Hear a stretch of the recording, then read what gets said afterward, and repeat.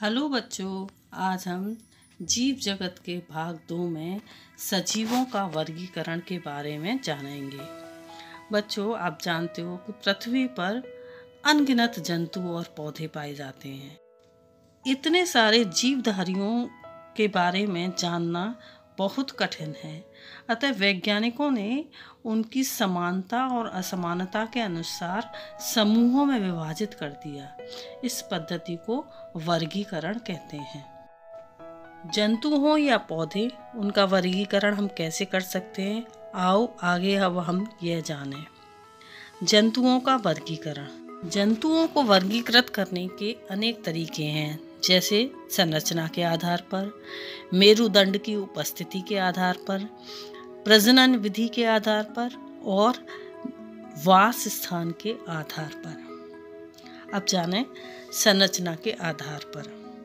संरचना के आधार पर जंतुओं को 2 भागों में बांटा गया है, एक कोशिक जीव और बहुकोशिक जीव। अब एक कोशिक जीव क्या होते हैं?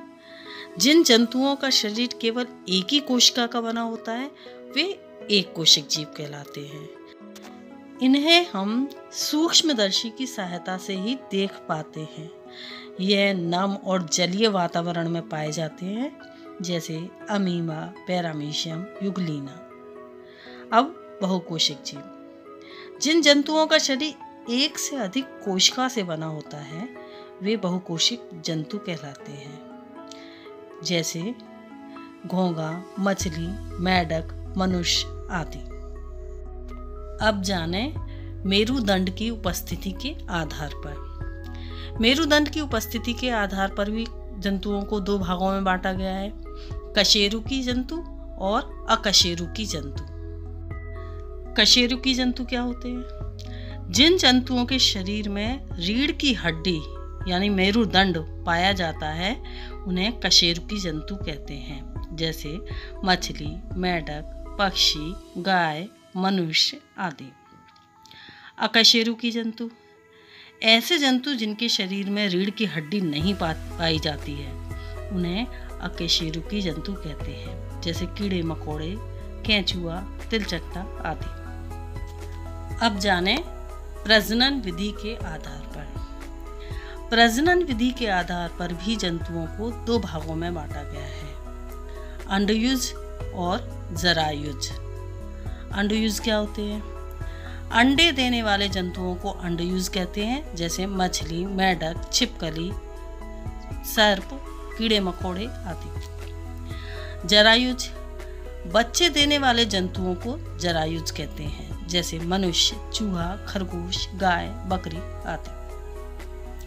अब जानें वास स्थान के आधार पर।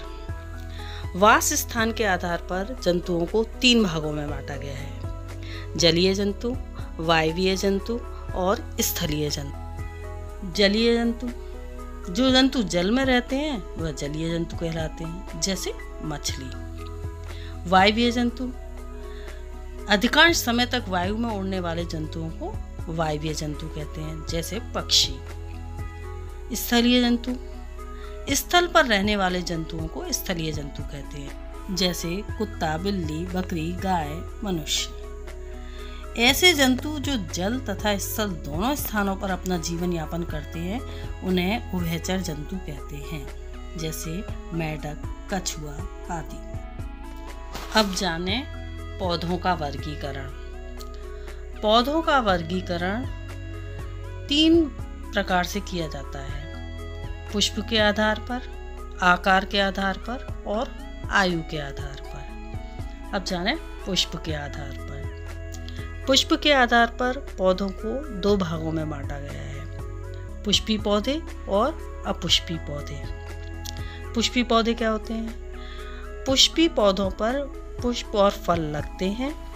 ये पूर्ण विकसित पौधे होते हैं। इनमें जड़, तना तथा पत्ती स्पष्ट रूप से दिखाई देते हैं, जैसे गुलाब, सरसों, सूरजमुखी, आम आदि। अपुष्पी पौधे। अपुष्पी पौधों पर पुष्प कभी नहीं लगते हैं। इनमें जड़, तना, पत्ती का अभाव होता है। क्योंकि इनमें पुष्प नहीं लगते तो फल भी नहीं बनते हैं। लेकिन इनकी प्रजनन की क्रियाएं बीजाणुधानियों में उत्पन्न बीजाणुओं द्वारा होती है।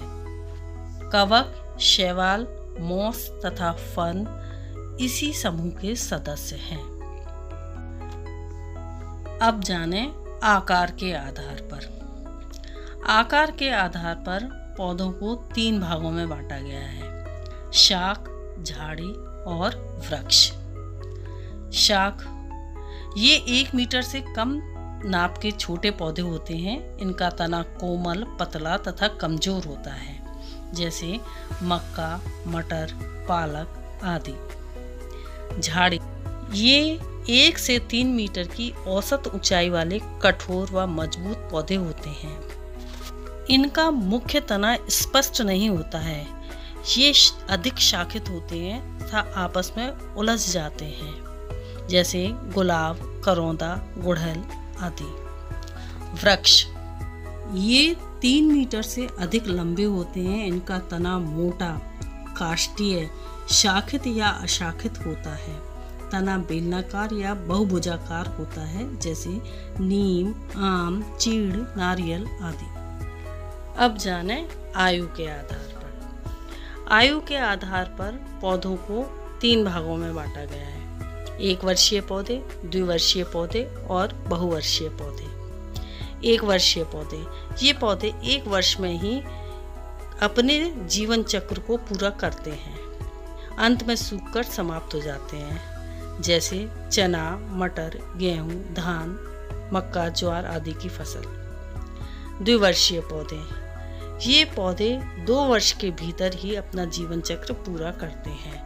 पहले वर्ष में पौधे में जड़, तना तथा पत्तियां पूर्ण विकसित हो जाती हैं और द्वितीय वर्ष में पुष्पन, फलन तथा बीजों का निर्माण होता है। इस प्रकार के पौधे बहुत ही कम होते हैं। उदाहरण केला।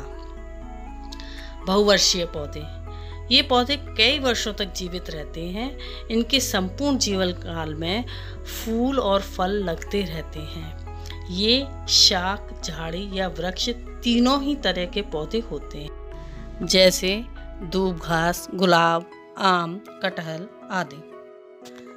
कुछ महत्वपूर्ण जानकारियाँ। थियोफ्रेस्टस को वनस्पति विज्ञान का जनक कहा जाता है। अरस्तु जंतु विज्ञान के जनक हैं। लिनियस को वर्गीकरण का जनक कहा जाता है।